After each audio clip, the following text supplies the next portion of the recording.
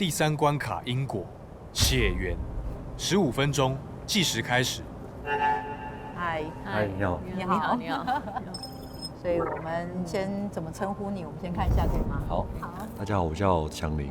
那我们家里是在做眼镜相关的产业，是想要来体验一下不一样的一个，不管算命或是算命盘也好，对，因为我本身是跟别人的命运比较不太一样的人，可能会觉得说我努力的比他们还多，但可能在天时地利人和这部分，可能就没有像我爸一路不管是创业、交朋友或是投资等等来的那么顺遂。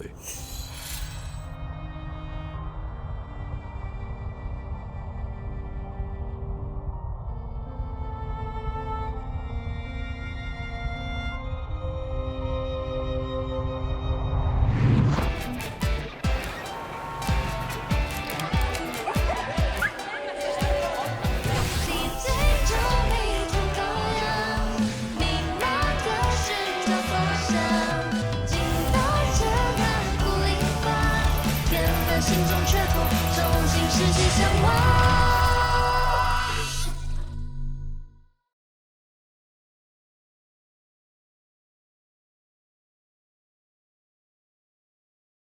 台湾第一位全方位灵能师究竟在哪里？欢迎收看今天由 Surfshark VPN 赞助播出的灵能挑战。那 VPN 呢，其实就是虚拟的私人网络，而 Surfshark 就像我们为数位世界求的一个平安符。不管你今天是使用家用还是公用 WiFi， 都可以让你安全又快速的跨越地理限制，在串流平台上解锁全球精彩内容。像我很喜欢的一个电影呢，叫做《子弹列车》啊，我们来搜索看看。如果你搜索子弹的话呢，只会出现让子弹飞。那这个子弹列车呢，可能是因为台湾的版权时间到了，所以下架。这个时候呢，我们使用 Surfshark VPN， 然后连到日本。大家看到右上角出现了这个 VPN 的字样，就代表它成功。那此时呢，你要记得把 Netflix 大退，然后重开。重开之后呢，你可以看到部分的封面都变成日文版的，这代表你成功了。那我们继续来搜索子弹看看哦。这个时候呢，就有子弹列车了。那除了子弹列车外呢，我个人也是非常喜欢柯南的。台湾区好像比较不齐，我们来看一下日本区。日本区很多部各位有没有看到？日本区大概有超过10部，日本区这边有超过10部的柯南的电影版，真的非常赞。如果你是在台湾追剧追到一半出差或者出国玩，你也可以透过 Surfshark 重新连回台湾。那如果你是喜欢追剧或者是追动漫的话呢，真的非常推荐 Surfshark。非常的实用啊！那不止如此 ，Surfshark 其实还有其他更多功能等着各位去解锁。现在呢，就到资讯栏位点击连结，输入优惠代码就能够取得独家优惠。现在呢，还可以获得额外4个月的免费哦。现在就快到资讯栏位下载吧。OK， 祥林你好，我们第一次见面。是 OK， 有什么我们可以支持到你的吗？我想要问我的命运这部分，有哪一个区块比较着重？例如说，从我18岁到目前为止，别人不会发生的问题，我都会遇到，或者是很奇葩的事情。例如说车祸，不是我去撞别人，是别人冲出来给我撞。那例如像刚刚在别麦的时候，才刚换完电池，马上没电，会发生一些很奇葩的事情。因为从命盘里面来看，你的人生其实是很有戏剧张力的，就是你的人生故事可能比8点档还要精彩。对，所以这个是你的灵魂的渴望。因为你并不想要过一个叫做平凡无聊的人生，对，所以好坏其实是你自己来决定，但戏剧般的人生是你渴望的。对，因为像我可能在5年前我自己创业出来闯看看，因为我本身家里在做眼镜行的，那因为这样子因缘际会，我爸就是叫我出去卖镜框做品牌，那我开始有这个机缘成立公司之后，也是在我花大笔钱去做框的时候的同时，就遇到疫情的开始。你的本身命局就是属于对于欲望这一个领域，你是比较有很强烈的一个渴望的，所以在事业这个领域，其实你是本身内心你就是一直想要做出一个成绩出来，所以你会越渴望证明一件事情的时候，适得其反。那你跟你父亲之间可能会彼此上的认知啊、想法啊，还有一些沟通上面会有一些差异。我也一直在跟他改变我自己的沟通方式，或是想要表达的意思，但是往往到现在目前为止，都还是没办法会有一个共识，或者说给我一个机会去尝试。现在有2个动物，一个是狂野的狼，跟是一匹温顺的小羊。如果你本人，你会选择哪一只？逆来顺受，还是应该以前是狂野，现在应该变温顺。真假因为遇到很多事情，让我就是会透过大脑去想一下。可是你的天生的命格其实是非常有成功的格局的。可是当你怎么去让这个狂野的狼它有更多的养分，你就可以去走到那条路。当你变成温顺的那只羊的时候，你就被禁锢了。对啊，对，所以你需要给更大的空间，让那个狂野的狼去看看这个世界。那我以往当狂野狼都会跌倒。哦不，那是因为你以为会跌倒，但其实那是在增加你生命的经验值。我刚刚说过，你不甘于成为一个平凡的人。那我想了解，那我这几年是要先默默的做，等待机会，还是说，因为你的个性是一个比较喜欢闷着头做，就等我做成功，我再告诉你。对，等我做出结果来，我再告诉你。我不会跟你谈细节。对，但那个就是闭门造车，就你没有在沟通的过程里面，就像我们现在需要进行沟通，但在沟通的里面，我们可以让事情更清楚。做的同时，学会沟通，沟通会是你生命很重要的课题。对我一直在学习的。你父亲也是你的贵人，因为他是有智慧的，所以你不要去他有看智慧。喂，你在忙吗？你说。我想要跟你说的是，公司未来都有很大的可能性发展。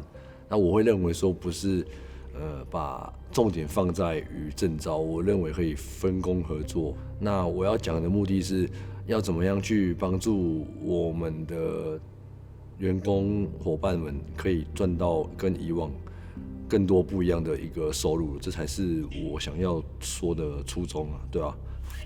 这个部分我觉得改革是必要，但是也不能变化太大，导致员工的反弹。证照方面，我觉得还是一定以后要考上啊，因为你没有证照，那员工就刁你啊。那我可能对于企业的行销等等有一些在钻研，跟这个时代最流行的一个销售的一个模式，我们两个都在对的立场，只是在不同的角度。线上对，所以你的创意，因为你年轻，你的创意、你的行销的 idea 其实超越你父亲的。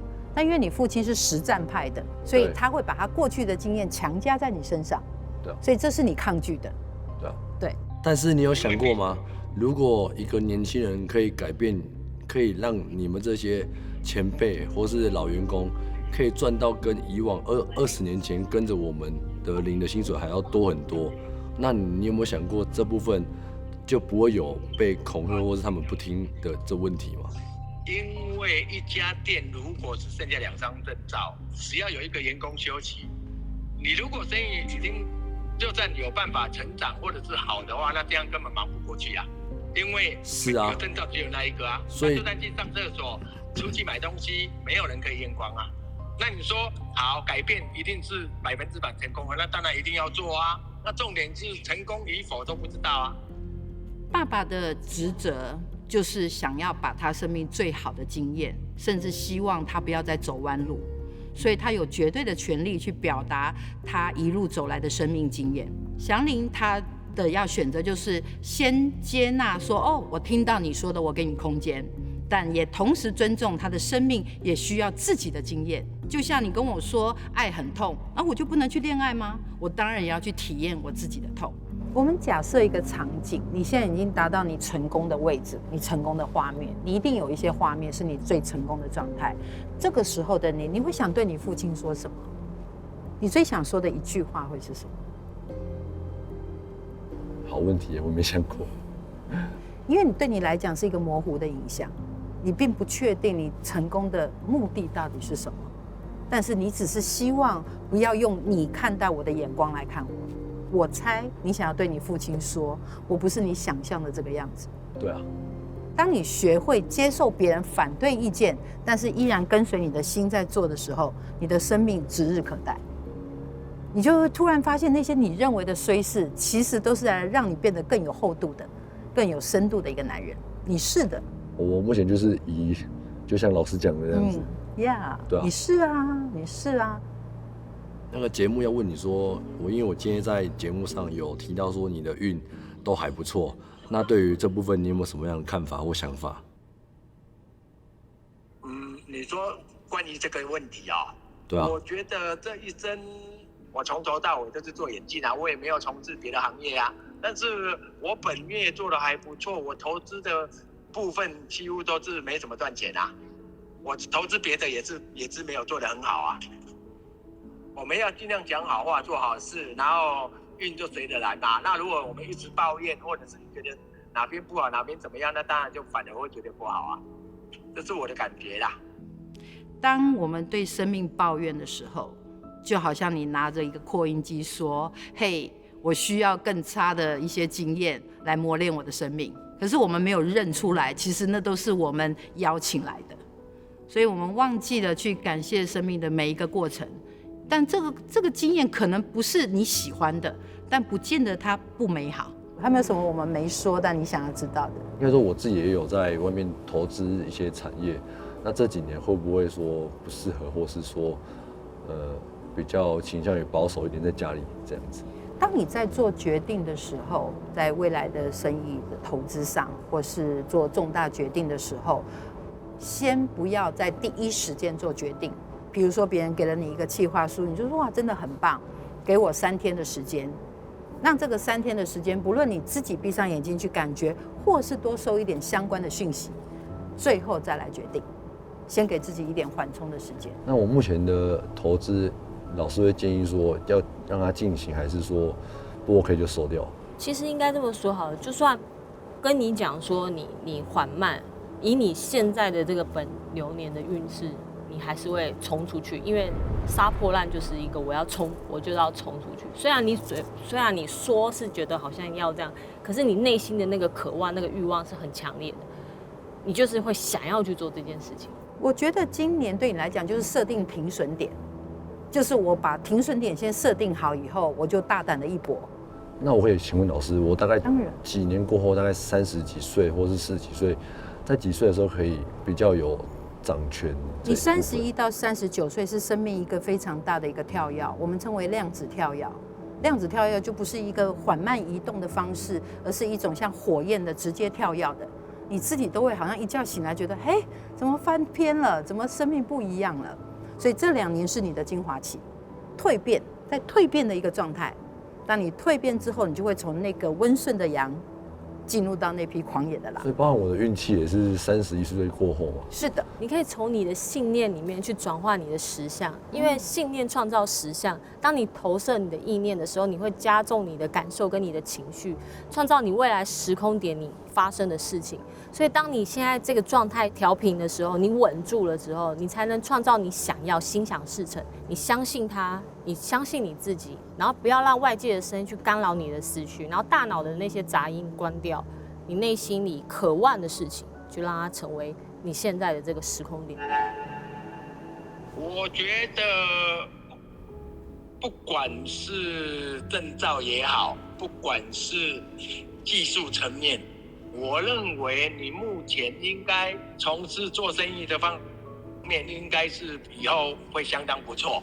年轻人就是这样经验慢慢累积嘛，对。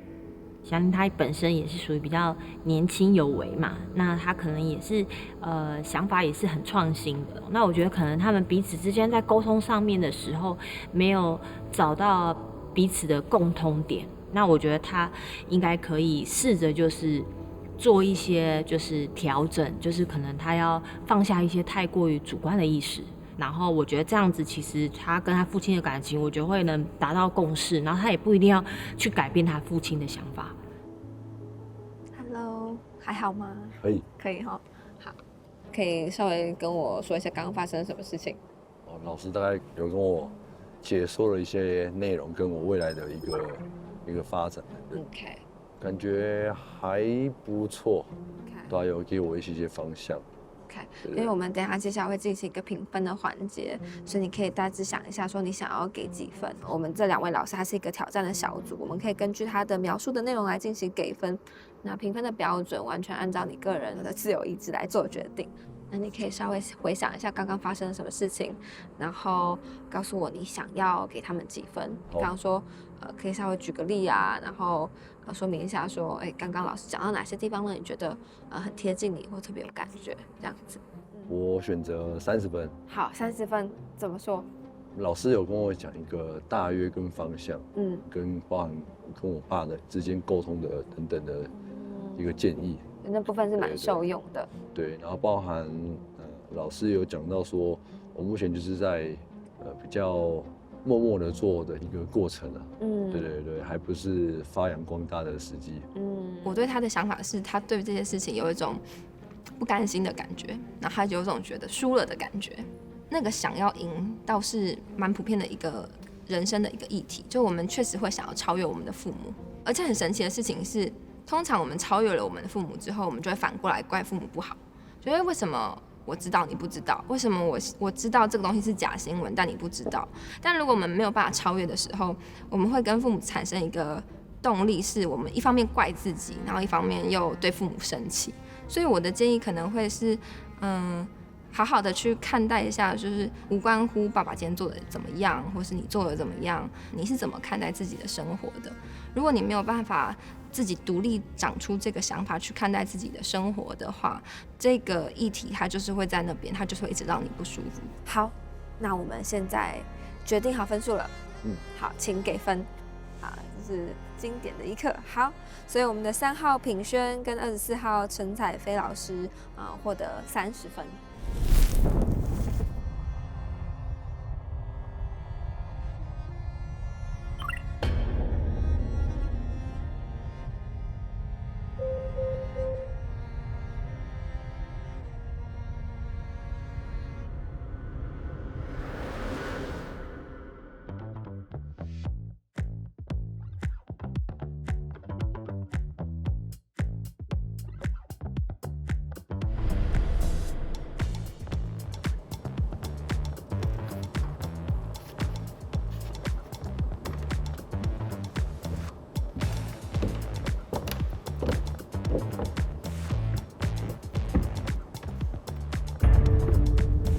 请两组挑战者们选择左边或右边。右边。我们选择什么？他们选右边，我们就只能选左边。对，那我们就。对，他说这样。你会紧张吗？还好吧。还可以。没事，有你在。听从你们的安排，就右边。可以的。第4关卡，情。感情之事是人生中捉摸不定的永恒课题。本关卡的4位来宾迟迟未能觅得良缘。缘分介绍所，请各位挑战者们借由灵能替4位来宾指引感情之路。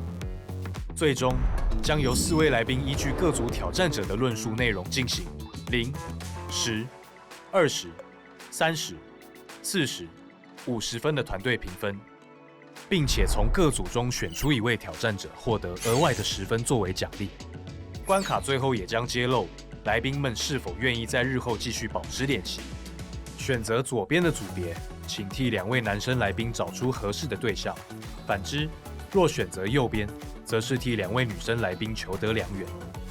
两边桌上仅有约会对象的资料，可供挑战者进行参考与解读，再经由面谈为来宾选择对象。接下来即将进行分组面谈，一组来宾共用10分钟，请在时限内聆听当事人对于感情的需求与烦恼，并同时进行联谊对象的评估。分组问世，现在开始。